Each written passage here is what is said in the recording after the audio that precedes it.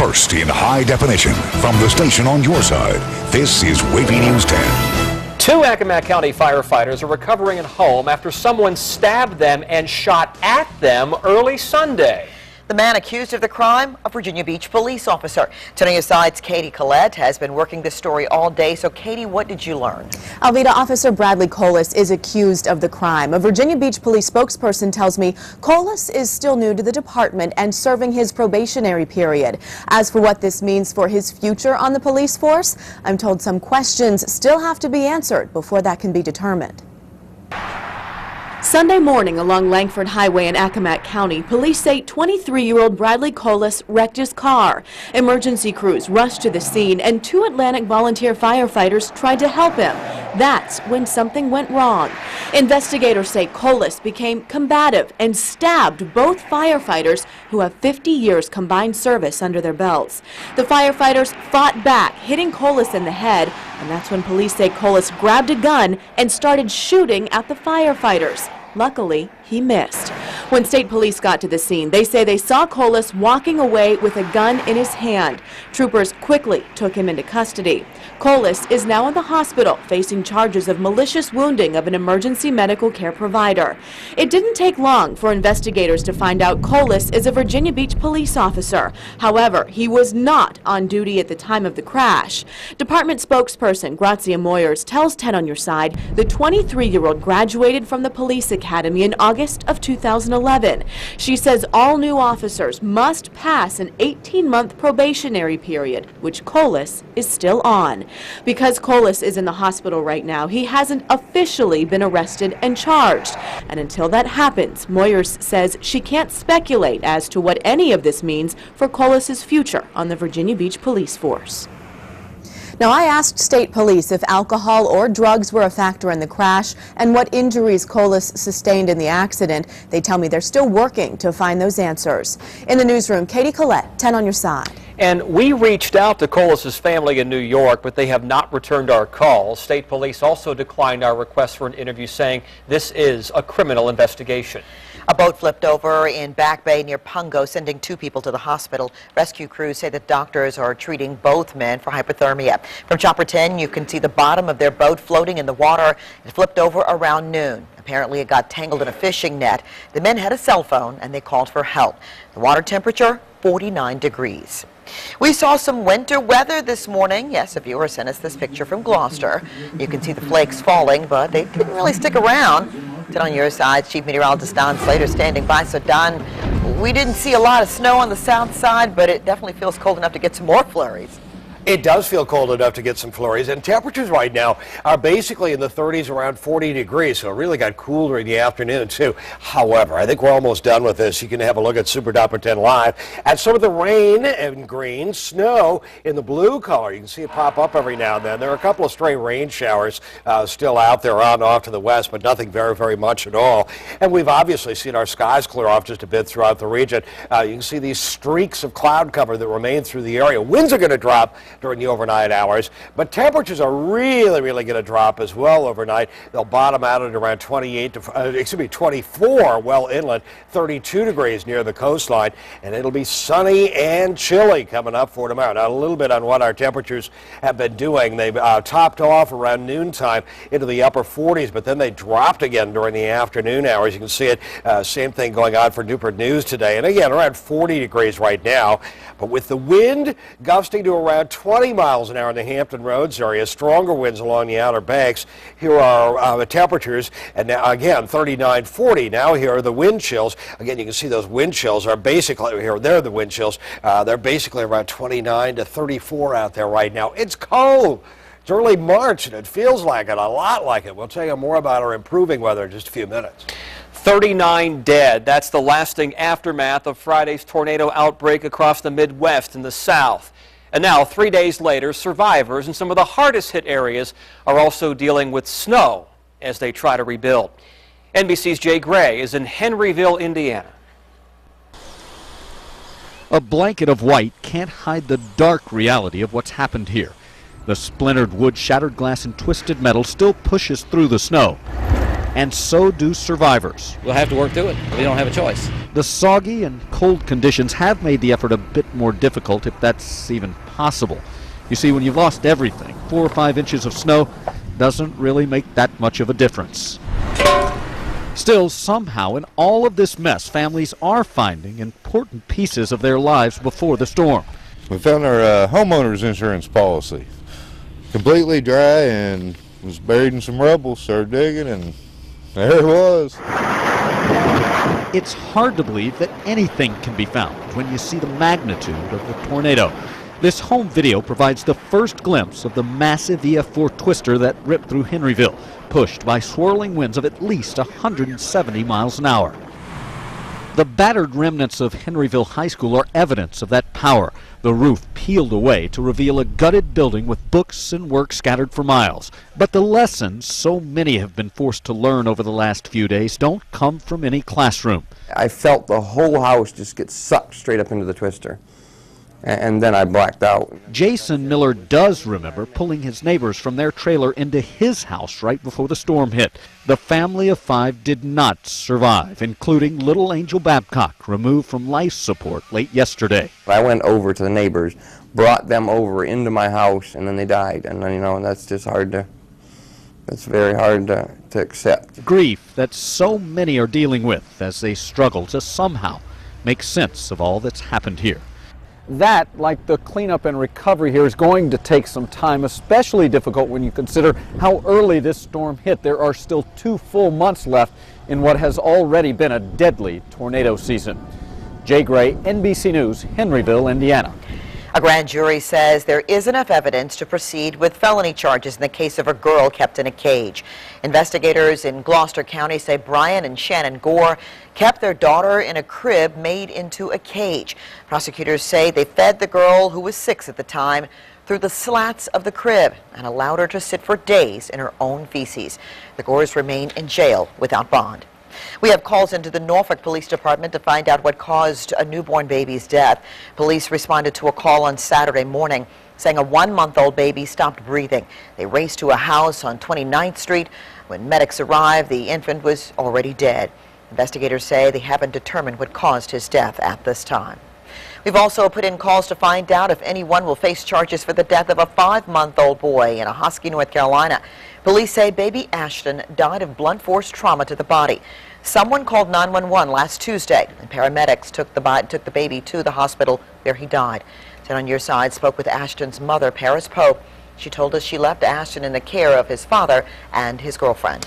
Marcus Vick is behind bars in Newport News. Vick surrendered to police last night. 2 weeks ago, a judge gave him 10 days in jail on a contempt of court charge. The former football player and brother of Michael Vick failed to appear in court twice after being charged for driving on a suspended license. And last Wednesday, the judge issued an arrest warrant after Marcus Vick did not turn himself in. After serving time in Newport News, police in Montgomery County will pick up Vick on charges in their jurisdiction. A big announcement at Naval Station Norfolk today. Find out what changes every ship will be making and what it means for sailors across the country. And is it too little too late? How advertisers are responding to Rush Limbaugh's apology for controversial comments he made on the air. Then 10-year-old boys tied up and gagged, then left in a school bathroom. Tonight, why police say that young bullies are not to blame.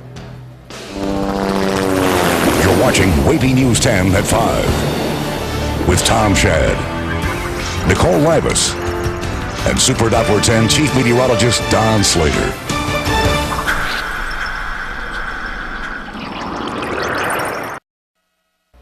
Someone found a group of 10-year-old boys bound and gagged in a school bathroom, and police say school employees did this. Investigators in New Jersey say 2 janitors tied the 4 boys' hands and mouths with caution tape and left them in the bathroom.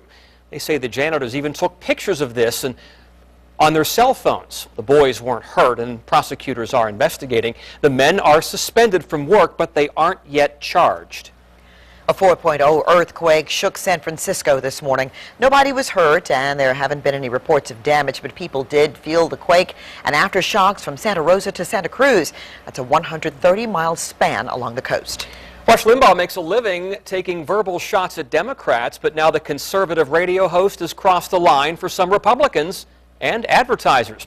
Limbaugh apologized for calling a Georgetown law student a slut and prostitute after she appeared at a congressional hearing for health care coverage for contraception. Limbaugh said he chose the wrong words and didn't mean a personal attack. Republican Senator John McCain called Limbaugh's statements unacceptable, and at least 8 businesses, including AOL, say they'll no longer run advertisements on his radio show. Clear Channel's premier radio network hosts Limbaugh's program, and the company is supporting him. Only 2 Republican presidential candidates are on the ballot for tomorrow's primary in the Commonwealth. So, will Virginia have an impact on the presidential race? 10 on your side finds out. Then more teenage girls are playing sports than ever before. Now doctors say there's one thing they can do to reduce their risk for getting hurt. We'll explain what it is. Stop doing that. That will reduce the risk. I couldn't do that in a million years. Here's what's going on for us. We've got obviously some cloud cover. We've got a little sunshine though right now, and there's still a little bit of rain out there. What's going on for tonight and the rest of the work week? Find out in just a few minutes.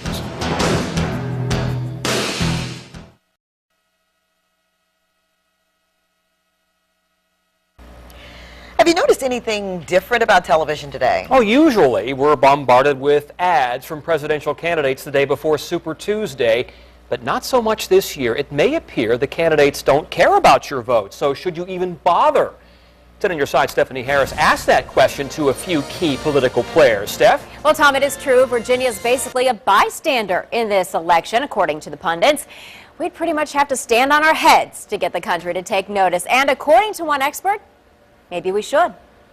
A new poll shows Mitt Romney and Rick Santorum are nearly neck and neck going into Super Tuesday. But you'll only find one of them on the ballot in Virginia. Ron Paul, Mitt Romney. They are the only 2 to gather the required signatures, and Virginia does not accept write-in candidates. So the others, Newt Gingrich and Rick Santorum, are out of luck. And I'm someone who's went out there and delivered that message against all the odds. All the odds. Santorum is focusing solely on Ohio now. So is Romney. So does your vote even matter? Virginia does not matter in the superficial sense. But if we dig down beneath that view that it doesn't matter, there's a lot at stake here. I sat down with Dr. Charles Dunn, Dean of the Robertson School of Government at Regent University. He explained what's at stake not just for the candidates, but for our own governor. And to make sure that we elect Mitt Romney the next president of the United States. Bob McDonnell is really sticking his neck out for Romney. Just look at his agenda for the next 2 days. He's scheduled to appear on NBC and Fox Primetime. In turn, there's been talk of a vice presidential bid for him. Dunn doesn't think that's likely, but here is Governor McDonnell, who's a very level-headed person. Rarely do you find him making a misstatement. Well, that's the type of person you want as Attorney General. Attorney General, maybe. So if you're motivated to help the governor's political career, well, that's one reason for you to vote. Dunn offers a few more, too. To clinch the nomination, he says Romney needs to win Ohio, and he needs to do better than expected in the South. And, of course, Virginia is part of the South. Then, guys, there's always that reason that, you do this because you're a good citizen and or you're a Republican who really just wants to see change come to the White House. We're going to see. Yeah, it'll be interesting tomorrow. All right, thank you, Stephanie. Well, the polls open Tuesday from 6 in the morning until 7 in the evening. And if you don't know where to vote, check the State Board of Elections website. And yes, we have a link on WAVY.com. Just click on Politics under the News tab. And tonight at 5:30, hear what states each candidate has to win to stay in the race. Now, in high definition, your Super Doppler 10 forecast with Chief Meteorologist Don Slater. Looks like the weekend just trailed right on into Monday. Yeah, it was kind of like the same thing from what was it, Friday night through Saturday, Sunday. It got nasty, and it just stayed that way. But now, of course, the end of the day on Monday, we're starting to clear off a little bit. But it's chilly out there, too. Here's a look at what's going on. The last remnants of whatever rain and snowfall we did have through the region. And again, what snow we did get really pretty much melted on contact toward the northern neck and the eastern shore. We move in for a closer view. There it is, moving across the bay, across the eastern shore, falling apart. There are some stray showers along I-95 and west of I-95. It'll be questionable as to whether these even survive as they continue to drop southeastward. Our skies are clearing and the air is drying now pretty rapidly. However, it's still cold out there. Here's this mini storm. It's moving on off. I'll get out of the way so you can see it. It's quite clearly a low pressure area, kind of a comma-shaped area of cloud cover. And the cold air is already well entrenched into the area, and this really kind of rolled through this morning and this afternoon. Here's where it is this afternoon, moving on offshore. And again, you can see lots of clearing throughout the region right now as this thing moves on off. And as it exited, the winds kicked on in for a time to around 30, 35 miles an hour. They're still pretty strong across the Outer Banks, where we've still got the winds there at gusting to around 30, 35 miles an hour. But by 9 o'clock, winds start dropping off further. And by tomorrow morning, a light northerly wind at 5 to 10. 5 to 10 at the noon hour, and then winds kind of gradually flip on around to the east and then south-southeast by the end of the day tomorrow. Nary a cloud in the sky tomorrow or during the day coming up on Wednesday. Might see a couple of clouds at the end of the day. 10 to 15 mile an hour winds at the noon hour on Wednesday. But the big thing about this is a southwesterly breeze kicks back in for Wednesday, so it's going to remain cold overnight and during the day for tomorrow, but it's going to warm up nicely with more of a southerly breeze coming up on Wednesday.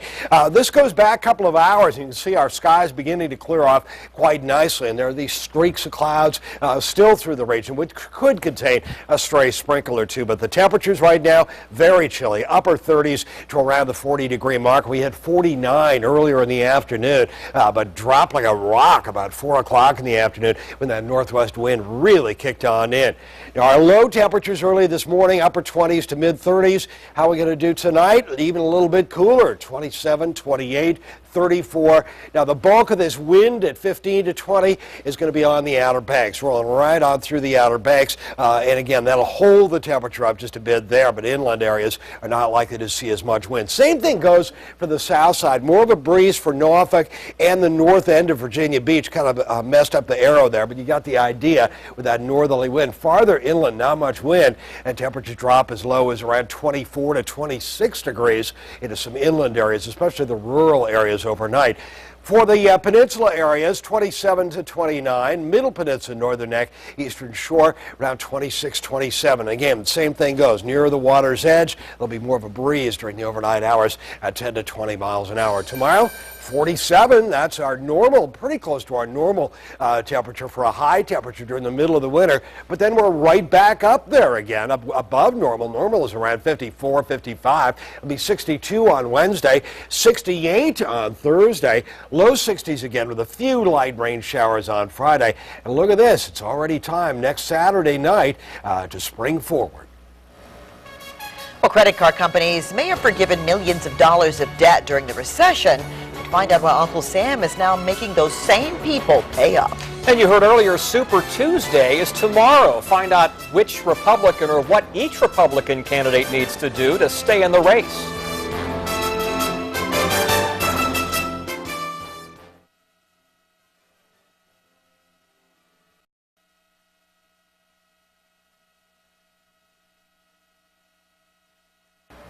Gas prices are up for the 27th day in a row. The national average price for a gallon of gas is $3.77. That's 30 cents more than you paid a month ago. In Virginia, the average is $3.64. Here in Hampton Roads, the prices are a bit more reasonable at $3.58 a gallon. As prices do continue to rise, we're on your side helping you find the cheapest gas prices here in Hampton Roads. Just log on to WAVY.com and click the On Your Side tab. Scroll down until you see the red gas pump, and that's where you'll find a link to our gas tracker. And how about this? Your forgiven debts may come back to haunt you. Billions of dollars in credit card debt that was charged off is being thrown back to consumers in the form of unexpected tax bills. That's because debt that is forgiven is also taxable income.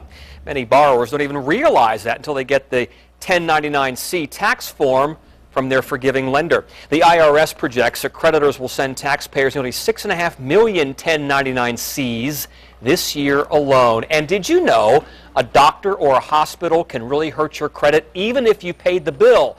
It's happening to more people these days. Medical bills wind up at a collection agency, and this includes people who have tried to resolve a dispute with their insurer. And the record of the collection can stay on your credit report for up to 7 years. A mix-up at a New Jersey pharmacy. They were supposed to give out fluoride pills. Find out what hundreds of children got instead. Plus, the fence separated us from 485, and he was over that fence. A tornado pulled 3 children from their North Carolina home. Tonight, hear their story of survival.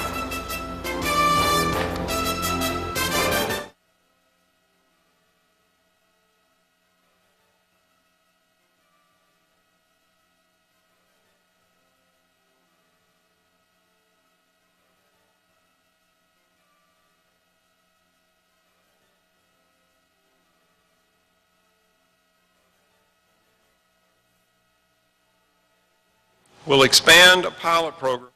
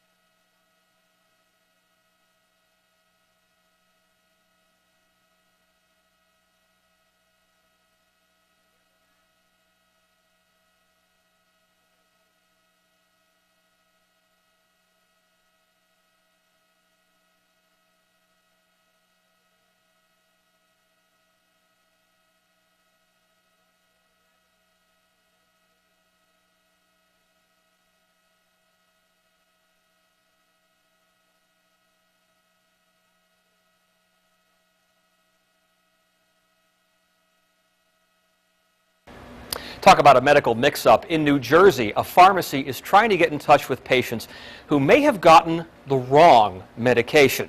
A CVS pharmacy in Chatham somehow mixed up fluoride pills for children with breast cancer medication tamoxifen. One doctor said long-term effects aren't likely, but side effects could be serious. Among them, strokes and increased potential for blood clots. I am recommending that if you've been identified as having these medications, that you should contact your physician. I know there are medical mix-ups all the time, but this is a big one. It is. The mix-up went on for about 2 months between December and February, but so far there have been no reports of illness. Vitamin D, it appears to be key in preventing stress fractures for young women who play sports. Overdoing high-impact sports like gymnastics and cheerleading can fatigue muscles, leaving them unable to absorb added shock. And when that stress is transferred to the bones, it could cause stress fractures. So, doctors at a Boston hospital found that vitamin D could significantly reduce that risk for fractures. The recommended amount, 2 to 3 glasses of milk every day, plus a serving of yogurt. And yes, even the cheese on pizza counts. Tonight, a rare all-hands call in Norfolk from the Secretary of the Navy.